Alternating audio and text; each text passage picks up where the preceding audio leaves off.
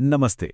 एक दावा है जो आजकल सोशल मीडिया पर बहुत घूम रहा है, शायद आपके सामने भी आया होगा, कि मक्का के पवित्र काबा में कभी एक शिवलिंग था। ये एक बहुत बड़ा दावा है ना? तो आज हम भावनाओं से परे जाकर सिर्फ तथ्यों और सबूतों की रोशनी में इसकी गहराई से पड़ताल करेंगे। तो चलिए एक सवाल से शुरू करते हैं। जरा सोचिए इस बारे में। अगर कोई एक बात बार बार हर जगह दोहराई जाए, तो क्या वो अपने आप में सच बन जाती है? ये सवाल बहुत जरूरी है, क्योंकि यही वो सवाल है जो हमें आंख बंद करके किसी भी बात पर यकीन करने से रोकता है और सबूत खोजने के लिए मोटिवेट करता है। और इसीलिए आज हमारा फोकस बिल्कुल क्रिस्टल क्लियर है। हम आस्था और भावनाओं को एक तरफ रखकर सिर्फ और सिर्फ इतिहास और प्रमाण की कसौटी पर इस दावे को परखने वाले हैं।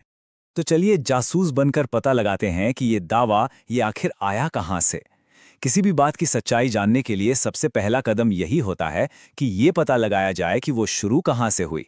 और जब हमने इसकी जड़ें खोजी, तो पता है क्या मिला? एक हैरान करने वाली बात। ये दावा किसी पुराने ग्रंथ या किसी ऐतिहासिक दस्तावेज से नहीं आया है। ये हमारे अपने जमाने की देन है। मतलब YouTube videos, social media post और व्हाट्सएप फॉरवर्ड्स की दुनिया में ये पैदा हुआ और यहीं से फैला। तो ये होता कैसे है? देखिए, आजकल की अफवाहों का एक पैटर्न होता है। सबसे पहले कोई एक सोशल मीडिया पोस्ट या वीडियो बनता है, फिर बिना उसकी सच्चाई जांचे लोग अपने इमोशंस के आधार पर उसे शेयर करना शुरू कर देते हैं।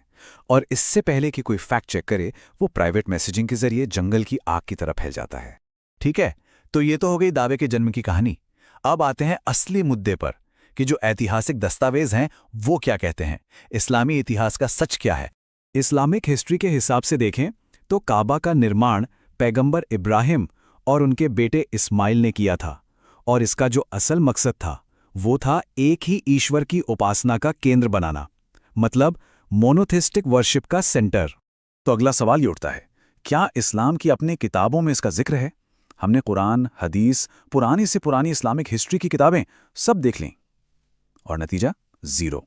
मतलब कहीं भी दूर दूर तक शिव, शिवलिंग या हिंदू पूजा का कोई भी जिक्र काबा को लेकर नहीं मिलता है, एक भी। तो अगर किताबों में नहीं है, तो फिर ये बात आई कहां से? अब हम इस दावे के बिल्कुल सेंटर में चलते हैं, वो पत्थर जिसकी तुलना शिवलिंग से की जाती है। तो बात करते हैं पत्थर बनाम प्रतीक की। चलिए, दोनों में जो बेसिक फर्क है उसे समझते हैं। हजरे अस्वद यानी वो काला पत्थर एक पत्थर है। मुसलमान इसका सम्मान करते हैं, पर इस्लामी मान्यता के अनुसार उसकी पूजा नहीं की जाती। वहीं दूसरी तरफ शिवलिंग भगवान शिव का एक पवित्र प्रतीक है और वो पूजा का केंद्र है। मतलब दोनों का धार्मिक रोल और मतलब एक दूसरे से बिल्कुल अलग। और यहीं पर एक बहुत जरूरी बात समझने वाली है। सिर्फ इसलिए कि कोई चीज पत्थर की है या उसका शेप मिलता जुलता है, इसका मतलब ये नहीं हो जाता कि वो दोनों एक ही चीज हैं। किसी भी चीज का असली मतलब उसके कॉन्टेक्स्ट से पता चलता है, सिर्फ उसके दिखने से नहीं। ठीक है, तो एक साइड की कहानी तो हमने देख ली। अब सिक्के का दूसरा पहलू देखते हैं। क्या हिंदू धर्म ग्रंथों में ऐसा कुछ लिखा है? तो इसके लिए हमें वेद, उपनिषद और पुराणों को देखना था, जो कि अपने आप में एक ज्ञान का महासागर हैं। तो इतना सब कुछ खंगालने के बाद क्या मिला? जवाब है कुछ भी नहीं। इन महान ग्रंथों में कहीं भी मक्का या काबा के शिव मंदिर होने का कोई भी सीधा सबूत, कोई डायरेक्ट प्रूफ नहीं मिलता। हाँ, एक बात जरूर है, आजकल कुछ लोग इनकी प्रतीकात्मक मतलब सिंबॉलिक तुलना करते हैं, लेकिन हमें एक बात गांठ बांध लेनी चाहिए। एक प्रतीक या एक इंटरप्रिटेशन इतिहास का सबूत नहीं होता। वो एक व्यक्तिगत विश्वास हो सकता है, लेकिन ऐतिहासिक तथ्य नहीं। तो हमने दोनों धर्मों के नजरिए देख लिए। अब थोड़ी देर के लिए धर्म से बाहर निकलते हैं और देखते हैं कि सेक्युलर रिसर्च मतलब जो हिस्टोरियंस हैं वो क्या कहते हैं। और जैसे ही हम अकादमिक दुनिया की तरफ देखते हैं, मामला बिल्कुल साफ हो जाता है। दुनिया के बड़े बड़े इतिहासकार, आर्कियोलॉजिस्ट, कोई भी इस दावे को नहीं मानता। मतलब अकादमिक तौर पर इस दावे का कोई आधार ही नहीं है, इसे सिरे से खारिज किया जाता है। तो अब सवाल ये उठता है कि अगर कोई सबूत ही नहीं है, ना धार्मिक ना ऐतिहासिक, तो फिर इतने लोगों को ये बात सच क्यों लगती है? इसे समझने के लिए हमें एक अफवाह के साइकोलॉजी को समझना होगा। देखिए, एक कामयाब अफवाह बनाने का एक फॉर्मूला होता है। 3 चीजें लगती हैं।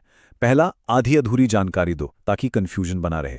दूसरा, ऐसी भाषा इस्तेमाल करो जो इमोशंस को जगाए ताकि दिमाग काम करना बंद कर दे। और तीसरा, कोई सोर्स मत बताओ ताकि कोई चेक ही ना कर पाए। जब ये तीनों चीजें मिल जाती हैं तो एक झूठ भी सच जैसा लगने लगता है। तो इस सारी जांच पड़ताल के बाद हम किस नतीजे पर पहुंचे हैं? नतीजा सीधा और साफ है।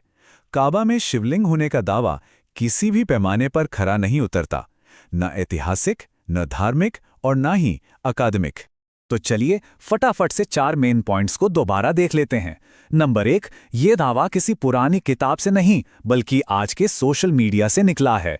नंबर 2, न तो इस्लाम और न ही हिंदू धर्म के मुख्य ग्रंथ इसे सपोर्ट करते हैं। नंबर 3, सारे इतिहासकार और एक्सपर्ट्स इसे गलत मानते हैं। और नंबर 4, हजरे अस्वद और शिवलिंग दोनों का धार्मिक मतलब और काम बिल्कुल अलग है। और आखिर में बस एक सवाल सोचने के लिए, आखिर सच और सम्मान के बीच ये टकराव पैदा ही क्यों किया जाता है?